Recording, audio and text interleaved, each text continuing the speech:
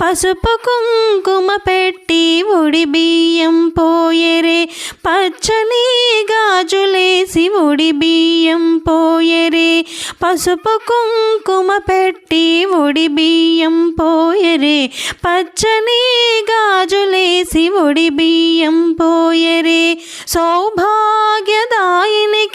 ఉడి బియ్యము, పరమేశ్వర పట్టపురాణి కొడి బియ్యము.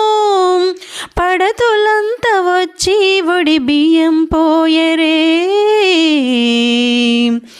ఉడి బియ్యం పోయరమ్మ గౌరీదేవికి, పరమ పావని అయిన పార్వతమ్మకి.